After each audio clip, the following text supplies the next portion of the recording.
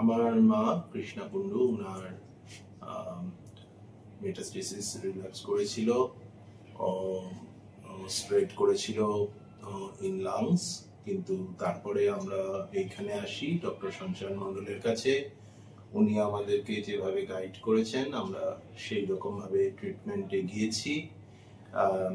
এখন প্রায় almost 8 months আমরা ওনার ট্রিটমেন্টের আন্ডারে আছি। মা এখন যথেষ্ট সুস্থ, অনেকটা রিকভার করেছেন, এবং ইনফ্যাক্ট লেটেস্ট যে রিপোর্ট সেগুলোতেও দেখা যাচ্ছে যে ওনার ক্যান্সার সংক্রান্ত সমস্যাটা অলমোস্ট নীলের কাছাকাছি চলে গেছে। So we thank Dr. Sanchar Mondol for his able guidance and his overall treatment. তো মানে 4th স্টেজে ধরা পড়েছিল, তারপরে হলো ইমিউনোথেরাপি, আমার কেমো 6টা কেমো হওয়ার পর ইমিউনোথেরাপি হলো। এবং আমি যখন এসেছিলাম তখন খুবই খারাপ ছিল, অনর্গল কাশি এবং এক দিন রক্ত ব্লাডও বেসছিল। যাই হোক, সেখান থেকে আমি এখন পুরো মানে আমি মেন্টালি পুরো সুস্থ।